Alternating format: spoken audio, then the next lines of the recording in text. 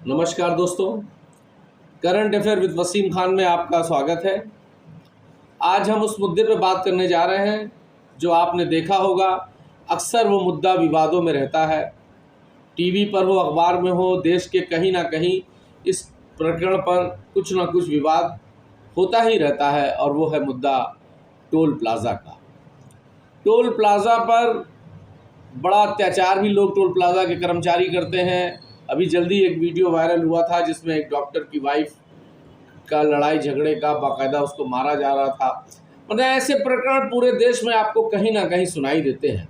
Toll plaza दोस्तों NHI यानी national highway authority of India के से संचालित होता है ये, और पूरे देश भर में 700 से ज़्यादा 700 प्लस टोल प्लाज़ा पूरे भारत में हैं। टोल प्लाज़ा के कुछ नियम हैं, उसमें कुछ विशिष्ट लोगों को छूट है, लेकिन कुछ आपको भी उसका फ़ायदा भी है। अब फास्टैग लग गया है, फास्टैग से ही गाड़ियां पार होती हैं। उसमें एक बहुत अच्छा नियम ये है कि अगर आप टोल प्लाज़ा पे जाते हैं और टोल प्लाज़ा पे लंबी लाइनें हैं और लाइन वो 100 मीटर से ज़्यादा की है, उनके वहाँ एक येलो वो बनी हुई है पट्टी, अगर उसके बाहर आप खड़े होते हैं और टोल बूथ तक आपको पहुंचने में 10 सेकंड से ज़्यादा लगता है तो आपका टोल नहीं लगेगा। ऐसा भी एक नियम है, लेकिन नियम टोल प्लाज़ा वाले फॉलो नहीं करते हैं।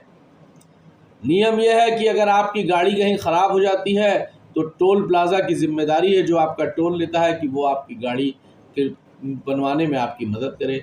खुदा ना खास्ता, भगवान ना करे, कोई आपके साथ हादसा होता है तो टोल प्लाज़ा की ये जिम्मेदारी होती है कि वो एम्बुलेंस वहाँ पर भेजे।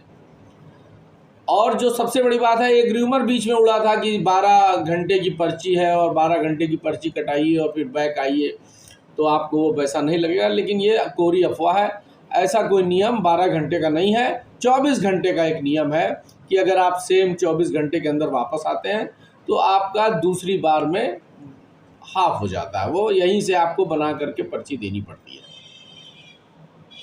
लेकिन उसमें जो सबसे बड़ा जो नियम है दोस्तों कि 200 लोकल में जो, जैसे लोकल में जो शहर के आसपास जो टोल प्लाज़ा बनते हैं, उसका एक नियम है कि 20 किलोमीटर की परिधि में, 20 किलोमीटर के दायरे में बसने वाले लोगों के लिए टोल प्लाज़ा फ्री होता है।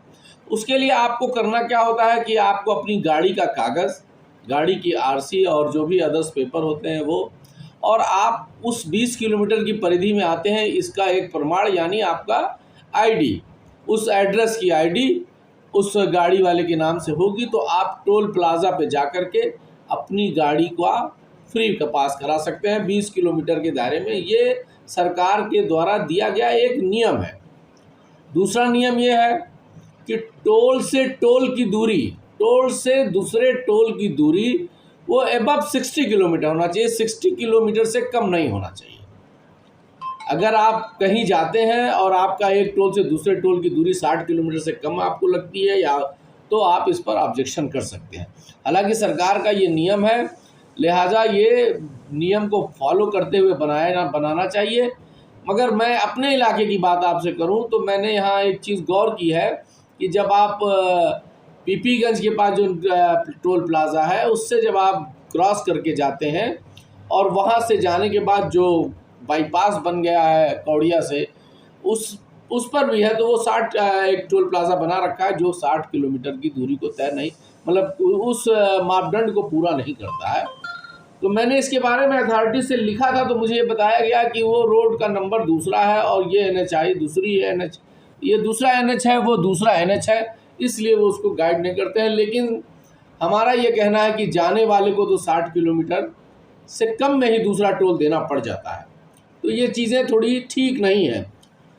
देखिए, हिंदुस्तान में 1956 से टोल लेने का प्रावधान सरकार ने शुरू किया था, और वो पहले नदी पे पुल जो बनते थे उसका लिया जाता था, और जो इस तरह के नए नए पुल बन जाते थे, ब्रिज बन जाते थे, उस टाइम उन सब चीज़ों के टोल लेने की बात थी। लेकिन रोड पर टोल लेने की संचालन बाद में शुरू हुआ।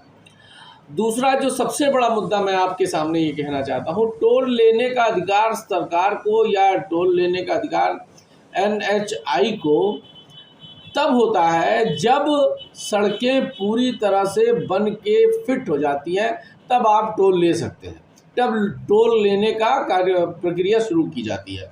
लेकिन दोस्तों आज जो आप देख रहे हैं, सुनौली से लेकर के कौड़ीराम और गोरखपुर तक की जो सड़कें हैं वो अब शिफ्ट हो रही हैं 4 से 6 लेन में, 4 लेन में, कहीं 6 लेन है, कहीं 4 लेन है, और जगह जगह आपको निर्माण कार्य करता हुआ मिलेगा।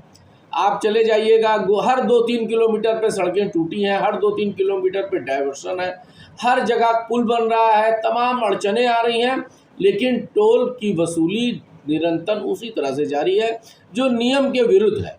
ये नहीं होना चाहिए। और सबसे बड़ी बात यह है कि इस पर किसी जनप्रतिनिधि का ध्यान नहीं जा रहा है।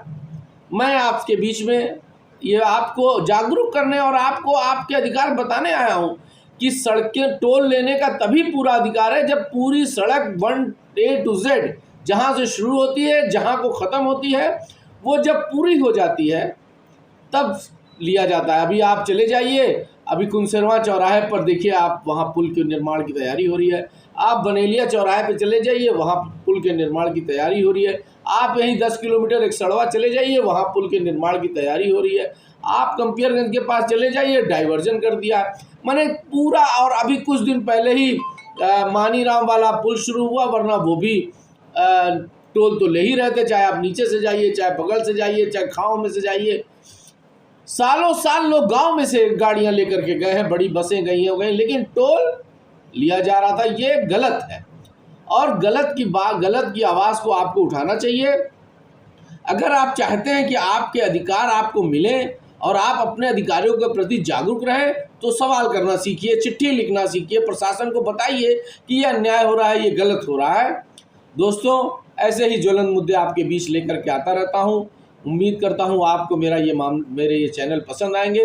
अगर आपको अच्छा लगा हो तो मेरे इस चैनल को सब्सक्राइब कर दीजिएगा, लाइक कर दीजिएगा, बेल आइकॉन दबा दीजिएगा, और फिर हम आपको इसी तरह से और नए नए मुद्दे लेकर के, ज्वलंत मुद्दे लेकर के आपके बीच में आते रहेंगे।